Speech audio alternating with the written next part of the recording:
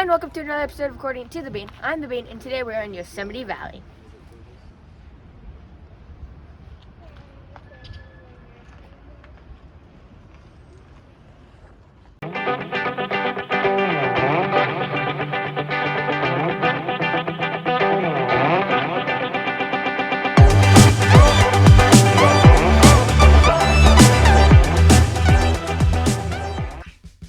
So we drove the RV that we rented over to Yosemite. It was about an hour and a half drive there, so it wasn't too bad and it was definitely worth it. We actually have a video about Bass Lake on our channel, so go check that one out after you're done watching this. However, it's a pretty windy road, so if you get car sick, just be careful. It can get windy at parts, and we actually got to see a little bit of snow on the sides, which was pretty cool.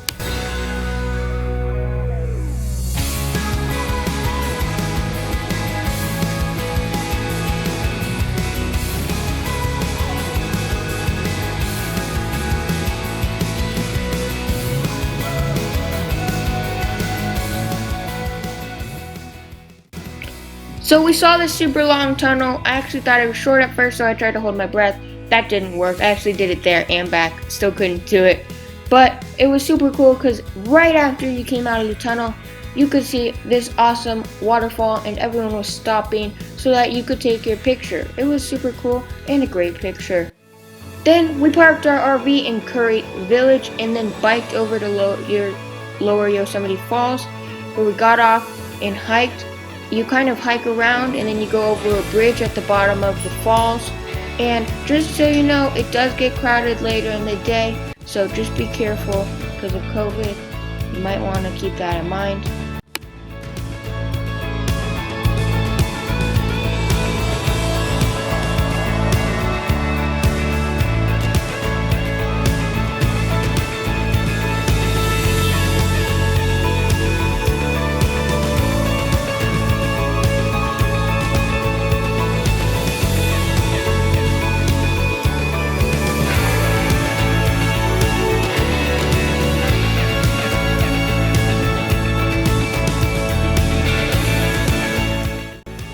The waterfall was super cool. Again, this was the bridge I was talking about getting crowded later in the day. But it was Lower Yosemite Falls. Now there is an option to hike up to Upper Yosemite Falls and see the top of the waterfall, but it's really long, so we decided not to do that today. But it really was really pretty, and you could feel some of the mist coming down from it on the bridge. At this point, we had already come from the falls and we decided to stop for a quick snack break and get some more energy. But after that, we biked back to where we parked our RV. Now, we did park our RV in Curry Village. There is RV parking there, so it was a nice bike ride back there. It was pretty awesome. And on the way to Lower Yosemite Falls coming from Curry Village, the bike path actually does pass through Yosemite Village.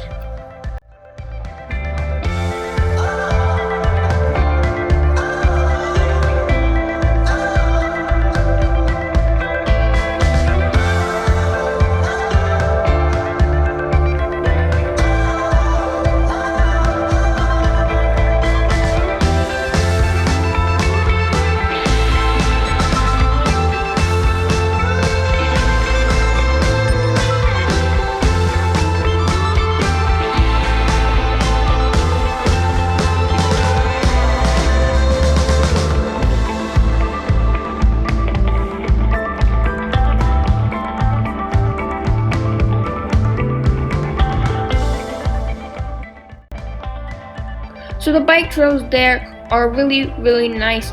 Now, if you are going to Yosemite, we strongly recommend that you bring bikes because you can just park in a parking lot and you can bike to wherever.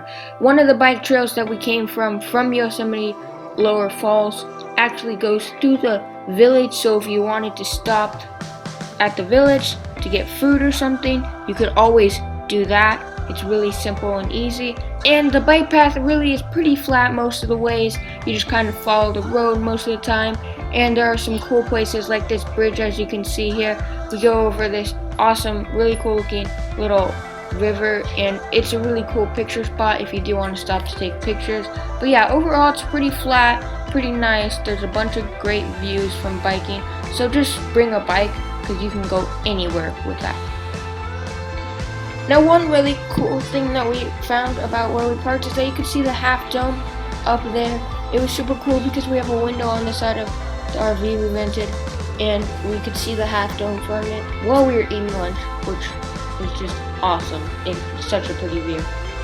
Now, next thing we did was decided to bike again on another trail, and then we had to get off our bikes and hike to Mirror Lake, and there was this really cool creek running down the side. Now, there were paths if you didn't want to take the service road.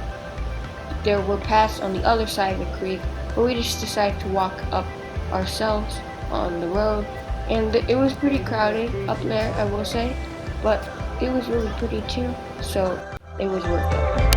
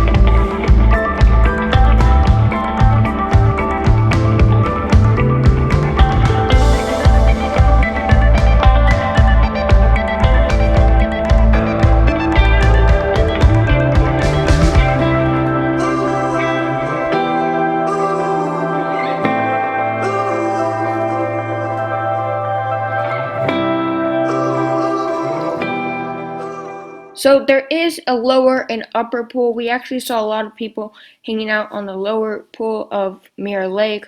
There was like a beach looking area over there, so that was pretty cool. And we went up to the top where the bigger part of the lake was, and it wasn't as big as I thought it was, I'm going to be honest, but that could be because it's seasonal. It's a seasonal lake, so maybe the snow just hadn't melted yet. So just so you know, it's a seasonal lake, so it might not be as big when you get there, depending on when you go. Alright, that's going to be in this video. Please like this video and subscribe if you enjoyed it. Also, don't forget to ring that notification bell so you're notified when we upload a new video. Bye!